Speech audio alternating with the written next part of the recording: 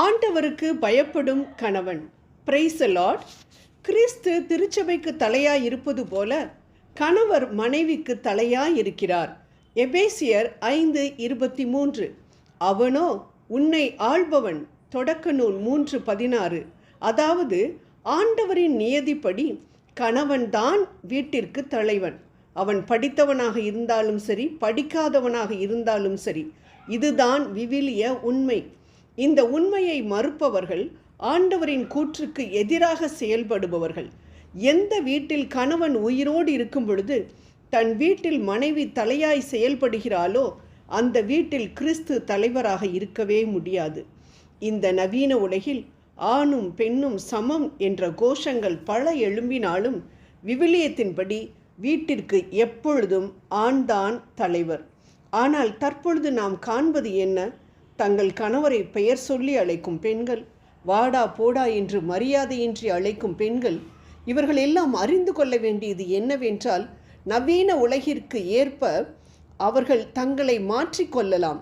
ஆனால் ஆண்டவரின் திருவுள்ளப்படி அவரின் கட்டளைகளை அவர்கள் மீறுகின்றார்கள் என்பதுதான் விவிலியத்தின் உண்மை. அதற்காக ஆண்கள் தங்கள் மனம் போன போக்கில் நடக்கலாம் என்று அர்த்தமில்லை. குடும்பத்தின் தலைவர் என்று ஆண்டவரால் அதிகாரம் வழங்கப்பட்டிருந்தும் அந்த அதிகாரத்தை தவறாக பயன்படுத்தும் ஆண்கள் நிச்சயம் ஆண்டவரின் தண்டனை தீர்ப்புக்கு தப்பவே முடியாது. எபிரேயர் 13:4. தங்கள் மனைவியை அடிமை போல நடத்தும் கணவன் அறிந்து கொள்ள வேண்டியது என்னவென்றால், அவனின் விழாவிலிருந்து மனைவி உண்டாக்கப்பட்டபடியால் மனைவி கணவனுக்கு சமம் என்பதை அவன் உணர்ந்து அவளை சமமாக நடத்த வேண்டும். தான் தலைவன் என்பதற்காக ஆணாதிக்க சிந்தனையுடன் மனைவியை கொடுமைப்படுத்துவதும் அவளின் நேர்மையான விருப்பங்களை தள்ளிவிடுவதும் மகா தண்டனைக்குரியது. கணவன் தன் மனைவியை அன்புடன் நடத்த வேண்டும் என்று ஆண்டவர் விரும்புகின்றார். வாழ்விலும் சாவிலும் இன்பத்திலும் துன்பத்திலும் நான் உன்னை நேசிப்பேன் என்று திருமண உடன்படிக்கையில் உறுதி கூறிவிட்டு பின் மனைவியின் துன்பத்திலும் சுகவீனத்திலும் அவளை கண்டு கொள்ளாமல் இருப்பது மிகுந்த தண்டனைக்குரிய விஷயம். ஒப்பந்த மீறுதலை ஆண்டவர் ஒரு நாளும் அனுமதிக்க மாட்டார். அதற்குரிய தண்டனையை கொடுத்தே ஆவார். மனிதன் தனிமையாக இருப்பது நல்லதன்று. அவனுக்கு தகுந்த துணையை உருவாக்குவேன். தொடக்க நூல் 2:18 என்று ஆண்டவர் மனைவியை கணவனுக்கு துணையாக, அதாவது ஒரு கம்பானியனாக கொடுத்திருப்பதை நாம் பார்க்கிறோம்.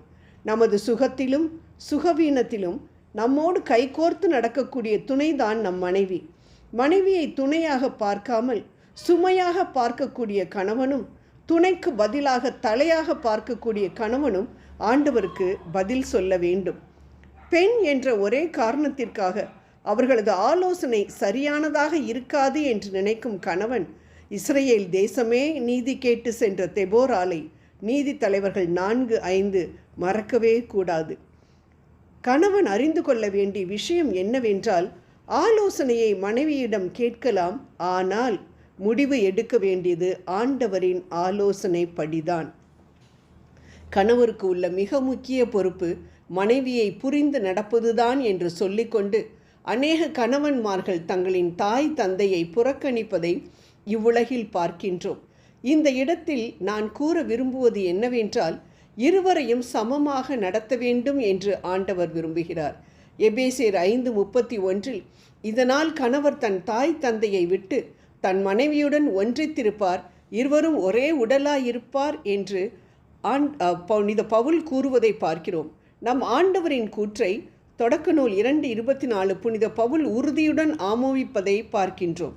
ஆனால் அதே சமயம் அவர் எபேசியருக்கு எழுதிய திருமுகம் 6ஆம் அதிகாரம் 2-3 வசனங்களில் உன் தாய் தந்தையை மதித்து நட, இதனால் மண்ணில் நீ நீடூழி வாழ்வாய் என்று கூறுவதையும் நாம் பார்க்கின்றோம். ஆகவே மனைவியையும் பெற்றோரையும் இரு கண்கள் போல பார்க்க வேண்டும் என்று விவிலியம் தெல்ல தெளிவாக கூறுகிறது.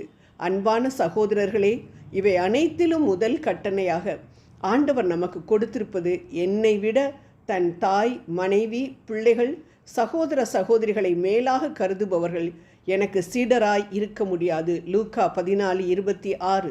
ஆகவே முதலில் கடவுள், பின் தான் மற்றவர்கள் என்ற வாழ்க்கையை நீங்கள் பின்பற்றினால் நிச்சயம் ஆண்டவர் உங்கள் வீட்டில் தலைவராக இருந்து சமாதானத்தை அருள்வார் என்பதில் சந்தேகமே இல்லை. ஆமேன்.